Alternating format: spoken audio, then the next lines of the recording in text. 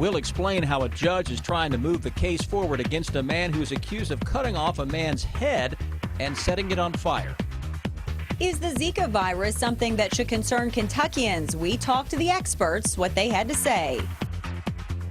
UK Athletics has a brand new look and a brand new Wildcat. We'll show you what they look like coming up. This is WKYT News at 4:30. Good afternoon on this Friday. Sam Dick and Amber Philpott reporting. We're learning more today in the case against a man charged in a gruesome Lexington murder. John Kaywood is charged with murder, abuse of a corpse, evidence tampering, and being a persistent felony offender. Police say Kaywood stabbed James Holiness dozens of times near Man o' War and Nichols Park Drive back in October. WKYT's Mark Barber is outside the Fayette County Court Complex with more from today's hearing. It's our top story at 4:30. It may be quite some time before the judge is ready to set a trial date in the case against John Kaywood. Attorneys say they have submitted evidence to the KSP lab, but they say it will take 8 months to get everything back. This morning, the judge told the public defender to make a formal request to put a rush on the lab. The judge wants to see if they can return the results in 4 months. Kaywood was arrested back in October after police say he stabbed 58-year-old James Holiness more than 80 times. According to the indictment, Kaywood also cut off the 58-year-old's head and set it on fire. Officers found the mutilated body under a bridge in Nichols Park after someone called to report an assault with a weapon. Kaywood was found sleeping 100 yards away. He was charged with murder several hours after he was brought in for questioning. There's no word at this time about motive. Investigators tell WKYT that the two men did know each other. Police say Holiness was homeless, and they describe Kaywood as semi-homeless. In addition to murder, he's also charged with tampering with physical evidence and the abuse of a corpse. He was classified as a persistent felony offender back in 2002 after he was charged with attempted murder in Bell County. In Lexington, Mark Barber, WKYT. And he'll be back in court for another status hearing in April.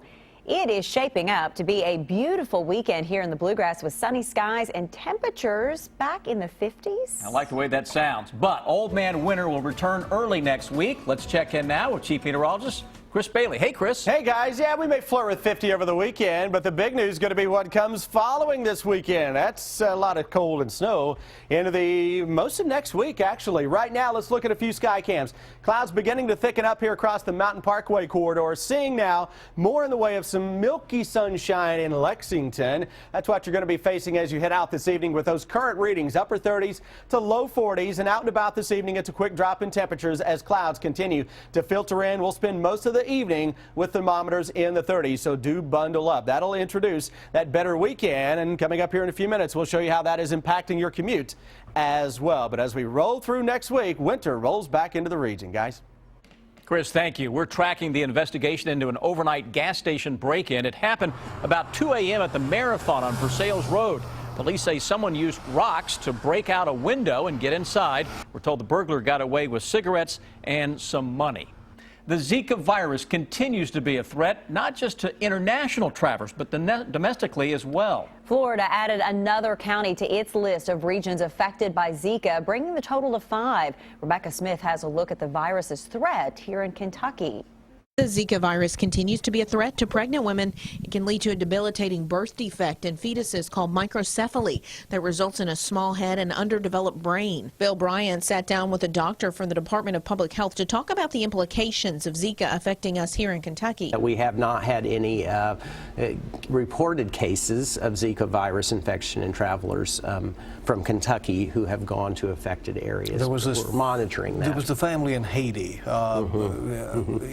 Has that all been We haven't confirmed? had any confirmed cases at this point. The Carroll family from Western Kentucky thinks they contracted Zika after living in Haiti. Diagnosed or not, the fear is there because the global implication is that Zika could spread fast. The state of Florida has seen at least a dozen cases of infection in people who've traveled to other countries. although there's no indication it's made its way into the mosquito population here in the United States. It's now 30 countries. It seems to be geographically expanding in the mosquito population, especially in Central and South America. If you do have to travel to affected areas, healthcare officials say take precautions like wearing protective clothing and bug spray. Rebecca Smith, WKYT. According to doctors, most people don't have symptoms when infected with Zika virus, but the ones that are a concern are rash and fever. It is an exciting day for the Big Blue Nation. Yes, it is. Commonwealth Stadium has, of course, undergone a makeover. Now the players will sport a brand new look this season. Our Mike Linden has reaction on those new uniforms. While Commonwealth Stadium has undergone a makeover, now the players will sport a brand new look coming up this season. UK Athletics unveiled a new look at Commonwealth Stadium today. Partnering with Nike, the football team will have 3 new uniforms to choose from: white, blue, and a gray alternate for special occasions. UK men's basketball will sport a new shooting shirt with a brand new Wildcat logo and a one-time jersey against South Carolina next weekend. UK Athletic Director Mitch Barnhart says the new uniforms have been a big hit amongst the athletes. I will tell you the kids liked them yesterday when they had a chance to see them for the first time. And they're back there in the back room mixing and matching combinations, and hey, what about this helmet with that one? And Alex is in there with football guys, and it was great. Barnhart says the shooting shirt will debut tomorrow and the new jerseys on the 13th, whereas the football team jerseys will debut next season. In Lexington, Mike Linden, WKYT. Thank you, Mike. And coming up on WKYT News at 5:30, we'll hear from UK head football coach Mark Stoops about the Wildcats' new look. Former Kentucky Senator Georgia Davis Powers was laid to rest this afternoon. She died Saturday at the age of 92. Powers was the first African-American woman elected to the state Senate back in 1967. She served for 21 years. She was also a trailblazer during the civil rights movement. Her funeral was held at St. Stephen Church in Louisville at noon. She was buried at Cave Hill Cemetery. And in just 2 days, speaking of Sunday, the Panthers and Broncos will kick off Super Bowl number 50. Much has changed since the first championship game back in 1967. Terry Okita talked with one fan who has witnessed them all. 74-year-old Tom Henschel is one of only 3 members of the exclusive Never Miss a Super Bowl club. He's been to every game since 1967. First 20, I can tell you all the teams and the scores, but age gets to you after a while. For the first championship game, Henschel paid just $12 to watch the Packers beat the Chiefs. The LA Coliseum was only 2/3 full, and the halftime show included 2 college bands and a featured trumpet player. It wasn't too much hype on it, but I loved football. The Pittsburgh area native loves seeing the excitement around the game. Culmination. Super Bowl host committee CEO Keith Bruce has worked on 15 of these games. He says the biggest changes started about 20 years ago when the halftime show began attracting headline acts. It's evolved into much more than a game. It's about everything related to the celebration of the sport of football, the NFL, and the Super Bowl. This year, the pre-party festivities run a full 9 days, and a seat in the stadium costs about $5,700. It's the most expensive Super Bowl on record. But Henschel says he'll keep coming. Gee, I feel special, I really do. Until he can't make it anymore. Terry Okita, CBS News, San Francisco. Henschel and the other 2 members of the Never Miss a Super Bowl club are on the NFL's VIP list and are allowed to buy tickets at face value. Millions of people around the world have fallen in love with the story of a bride-to-be trying to find her real father, Mamma Mia. Dan Stevens is at the Lexington Opera House with more on when you can see the hit musical right here in Lexington. Hi, Dan. You are the dancing queen, young and sweet, only 17. You're welcome. You're welcome that I let her sing it and kept the microphone over here. We are here at the Lexington Opera House preparing for Mamma Mia. Love the music in this one. Does everybody sing along when you guys start on that one? You have no idea, especially the finale, because it's 3 big hit numbers in a row that every ABBA fan would know. Even if you're not really an ABBA fan, you know these 3 songs at the end. And it's the most fun because the lights turn towards the audience, so we get to see everybody who's dancing. Yeah, dancing in the seats, I'm sure, on this one. Not even in the seats. They're up on their feet, waving their arms with us, like doing everything. Yeah. All right, so Kira plays Sophie in Mamma Mia, and Erin plays Donna in Mamma Mia, and it's a mother-daughter duo that is such a fun story. Let's talk a little bit about the show and how much fun it is for the folks sitting out in those seats. Oh, it's so much fun. I mean, everybody knows these songs. Even if you're like this big, you've heard them somewhere.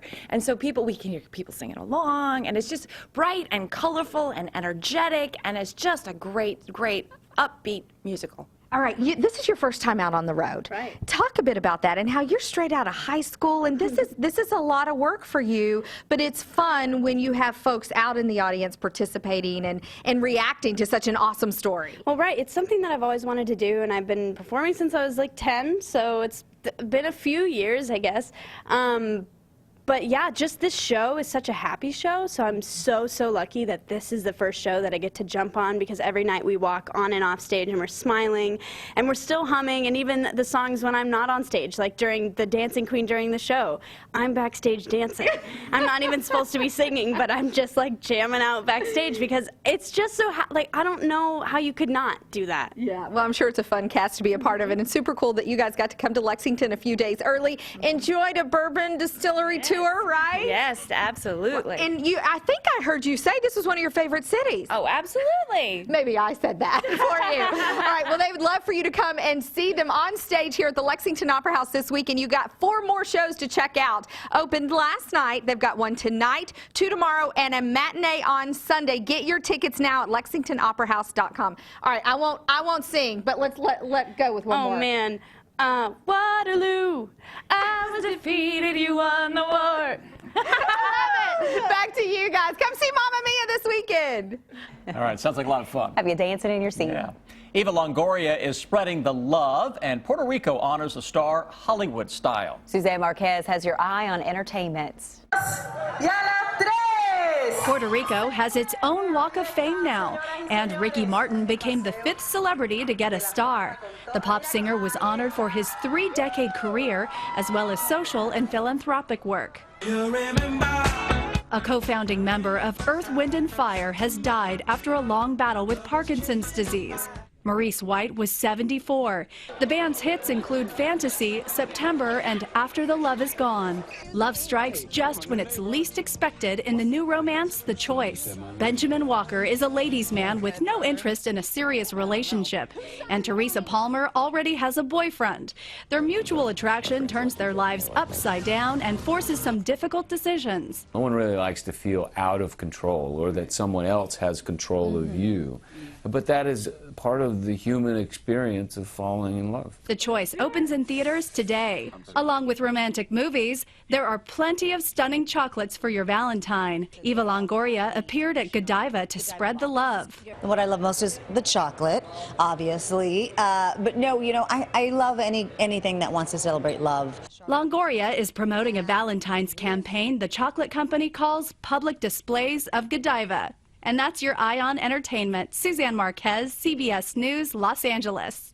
We've been talking about it. Super Bowl 50. It's just 2 days away. And while many are looking forward to the action on the field between the Broncos and the Panthers, many are also excited to see this year's halftime show, which is expected to be the biggest ever. The theme for this year is past, present, and future, with Coldplay as the headliner. Beyonce will join them as the past. Her 2013 halftime show was one of the most applauded in history.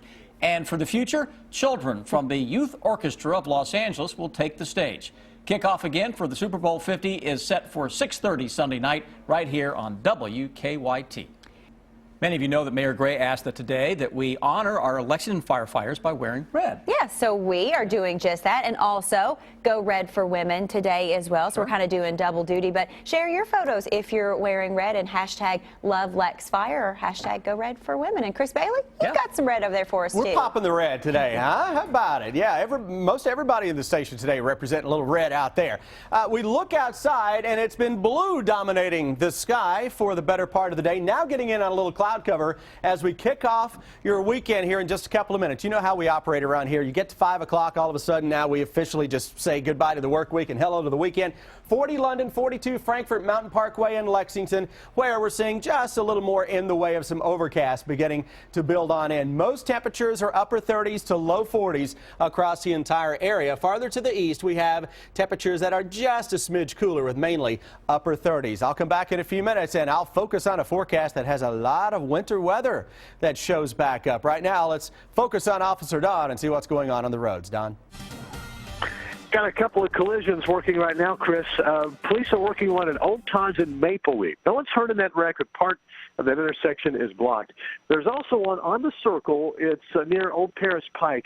That crash affecting mostly the outer loop of New Circle at Old Paris. Drive times on the north side to Paris, not impacted because of that crash, because we're mostly looking at Paris Pike, which is a straight shot right now. Also into Madison County across the Clays Ferry Bridge on 75, things are moving well. Now back to you in the studio. Fancy footballs, zoo animals, Super Bowl picks, and an otter takes advantage of the snow. It's the video that will have you talking. Take a look at this. Well, you won't see footballs like these on the field anytime soon. These fashion footballs were dreamed up by the Council of Fashion Designers of America. It's all part of the Super Bowl's 50th anniversary. Designers produced their own bizarre, glitzy, and glamorous takes on the brown leather ball. Each piece is being auctioned online, with the proceeds going to the NFL Foundation. That's a charity serving various causes. Super Bowl 50 predictions are getting wild at zoos across the country. An orangutan at a Utah zoo could not get enough of the Panthers. In Iowa, the big cats are sticking together. Misha, the tiger, picked the Panthers to win by knocking over a box. And in Florida, the manatees at the Mote Marine Laboratory are split on their picks. Buffet says the Broncos will get the win, but his buddy Hugh thinks the Panthers will walk away as winners. Having some fun with that. Well, even animals like to take advantage of a good snowfall. Chris Bailey, check out this cute critter at the Minnesota Zoo. An otter entertained himself by sledding down the small mounds of snow in his enclosure. And it must have been a lot of fun because he repeated this several times. The zoo says a lot of their animals are enjoying the fresh powder. He does a really good job of doing this. See, let's right watch down one more and then time. right back up. Yeah, slick as can be. All right. All right, thanks so much for joining us. Stick with us. Here's what's coming your way now at 5 o'clock.